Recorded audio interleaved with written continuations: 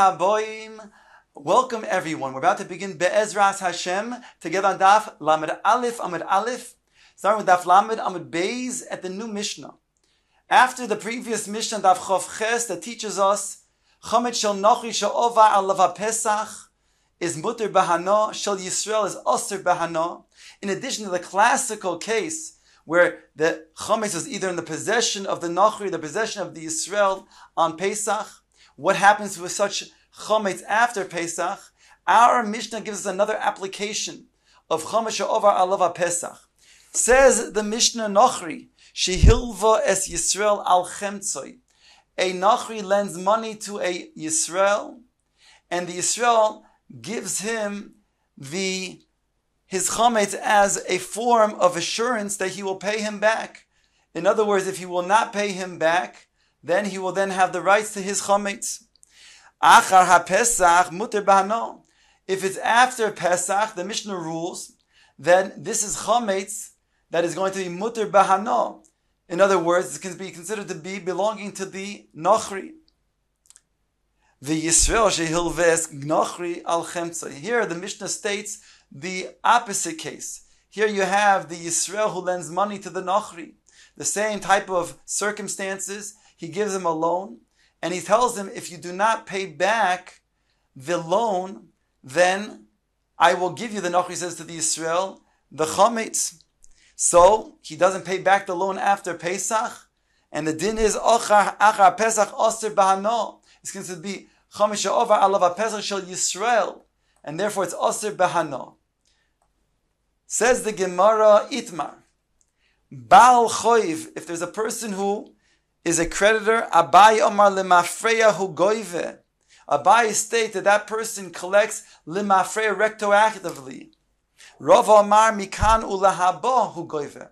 Whereas Rava says the creditor, the Baal Chov, collects from now onwards.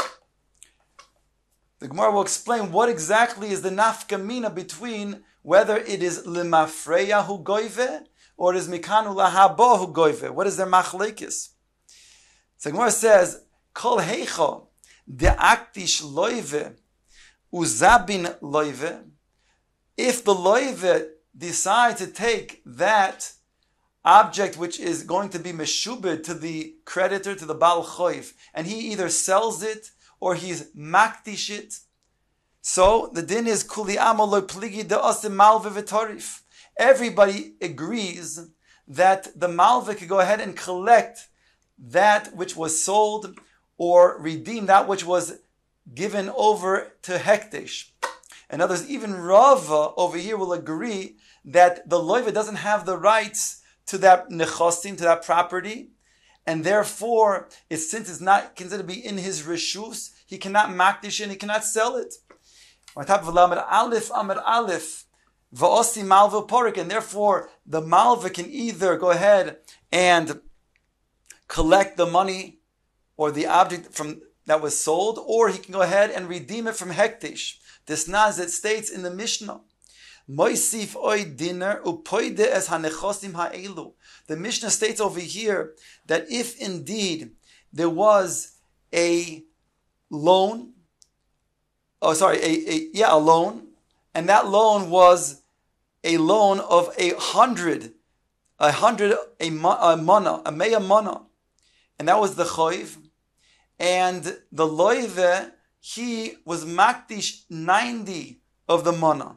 So it states over here that the malve, he can add a dinner, which is really 1/100th of a mana, a small amount, and then he can be poide from hekdesh, that which is due to him. Now the truth is, he doesn't really technically have any requirement to give money to be poide.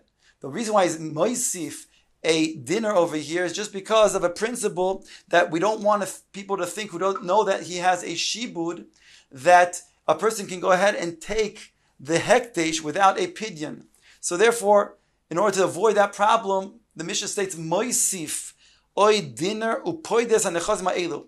Al kapanim, we see from over here that everybody agrees that the malve can go ahead and take back which was either sold by the loive or was makdish by the loive. In other words, the loive has no rights to do so it was not considered to be in his reshus, even according to Rava.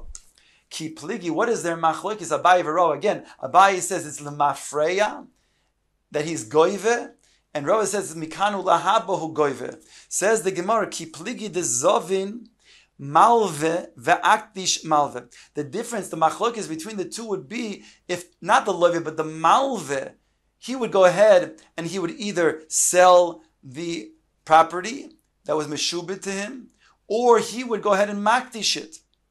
Abaye Omar lemafreya hu goive kivan de mata zimne v'loy pare igloi milsa lemafrey de mikor b'shusay havakoi v'shaper active v'shaper zovin. Abaye argues that the very fact that he did not go ahead and get paid, the time came and the loan was not paid off. So therefore, it then is revealing retroactively that it always belonged to the malve, whereby the malve who either sold or was makdish that property, it was always in his reshus to do so, and therefore it's a valid sale or a valid hektesh. V'Rava Amar mikan ulahabohu goive, whereas Rava argues and says no, it's not going to be valid because only now he gets his property. It's considered to be now his. Before it was not yet his, so therefore when he did sell or makdish the property, he had no rights to do so. The Gemara explains Rava's position. Kivon di ilu havule zuzi, have a mesalik le bezuzi. If the loive had money at any point in time, he would be able to pay off the malve. And therefore, ishtakach the hashtakakoni. Therefore it comes out that now, only now, the malve is koine. And therefore, again, the nafka mina would be if the malva went ahead and sold or was makdish the shibud. Abaye says it's valid. Rava says it's not. Ask the Gemara on Rava's shita that it's mikan ulahabo. He's goive. Umi Omar Rava Hachi asked the Gemara, did Rava really say this? That it's only going to be for the credit of mikan ulahabo that he's goive? The Omar Rami Barcham. Rami Barcham tells us the following case, that Rava then gives an explanation and a way to explain how to then handle such a case. What's the case? Reuven shomochar soda l'Shimon be'achrayis. Reuven sells a field to Shimon, and he sells it to him be'achrayis, meaning to say, if a Baal Choiv of Reuven comes to go ahead and take that field, because he has a debt that is owed to him from Reuven, then Reuven guarantees, he guarantees to then pay back Shimon for that field, the loss of that value of the field. V'zokfon alav milva, and Shimon now does not have the cash to pay Reuven for the field, but rather he gives him a shtar choiv, he's loaning a loan that Reuven gives to him. He's now going to give him then the payment, in lieu of the payment will be a loan. So it states over here that Shimon over here, on the one hand, is a loive, because he's somebody who now owes money to Reuven, because he didn't pay him for the karka, for the property that he bought. It also comes out that Shimon is, that Shimon is a Baal Choiv also. That means he's a creditor, because he bought this property with achrayis, that if a person comes, a different creditor comes and takes again this piece of field, this piece of land, then Shimon will have recourse because he's considered to be a creditor of Reuven. Then it goes on to say, Umeis Reuven subsequently died, V'osa Baal Choiv de Reuven v'tarif le'Shimon, and one of Reuven's creditor comes to then Shimon and says he wants now the property that is meshubed to him for his debt. V'osa Shimon ufaise bezuzi, and Shimon, instead of giving him the property, the sodeh, he gives him cash instead. So Shimon is under the impression that he's giving him, in lieu of the payment of the sodeh, instead of giving him the sodeh itself, he's giving him the payment itself, and now he has paid off what he thinks was the price that was owed to Reuven, as well as now providing the one who is the Bal Choiv of Reuven by giving him the cash. Explains the Gemara, Dinahu. The following is the din. Da'osu b'nei Reuven, the children of Reuven who are now Yisoimim, they can come va'amrei le Shimon and say to Shimon, Anon mitaltele shavak avun gaboch. We left mitaltelen, we left movable objects by your father, and therefore, my father left it by you rather. In other words, you owed him the value, a cash value of the soda that you bought for him. And therefore, mitaltele de yasmi lebal choiv lemishtabde, no mishtabde. And such metaltelin is not meshubed to a choiv, a pre-existing debt, whereby it belongs to us. You can't then give that money to a third party, even if that third party is a creditor for a previous debt.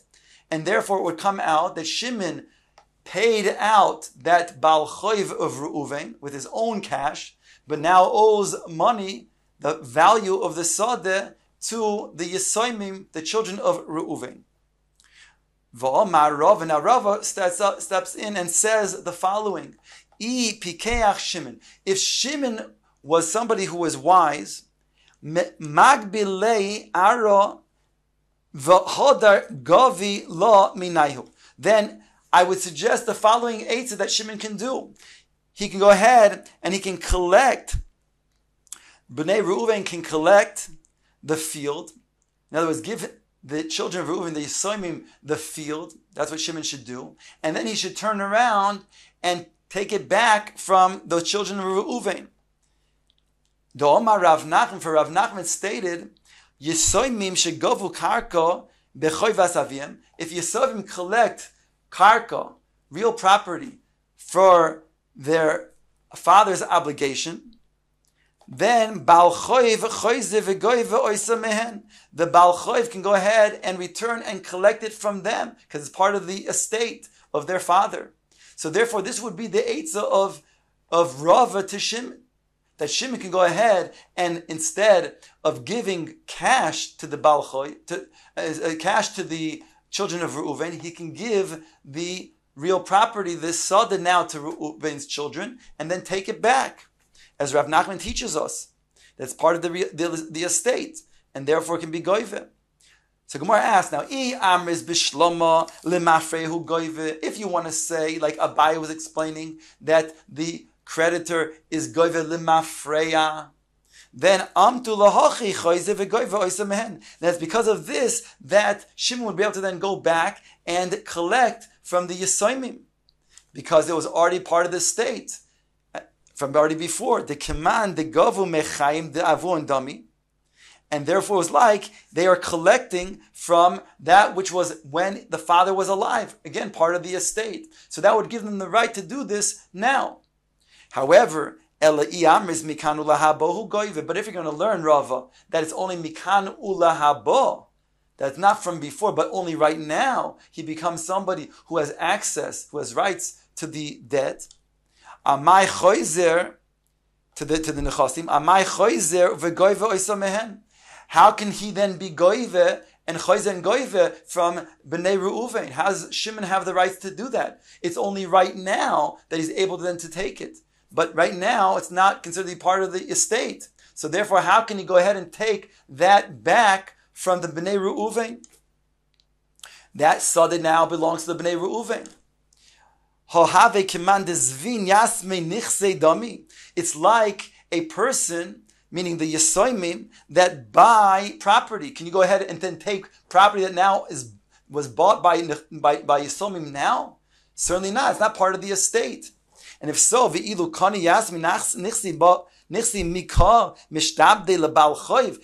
Yisoimim were to buy property, would that now be mishtabed to a previous choiv, an obligation to a creditor from before? Certainly not. It's new property. So to over here, this that now Shimon gives the sadeh to the Yisoimim, this, according to Rav, is only mikanu lahabo. This is now belonging to the Yisoimim right now. So which case, now, if it's mikanu lahabo, that he can be goyve, how can he now be goyve from the Yisoimim right now? It didn't exist as part of the estate before. Answers the Gemara, Shiny Hasam. There, Rav will say it's different. Because the Omar Luhu, he says to them, Ki mishtabadno leila avuchoin. Just like Shimon says, I was mishtabed to your father. In other words, I owe him the value of the sodeh. When I bought the field, I took out a loan. Mishtabadna nami lebal choiv da avuchoin.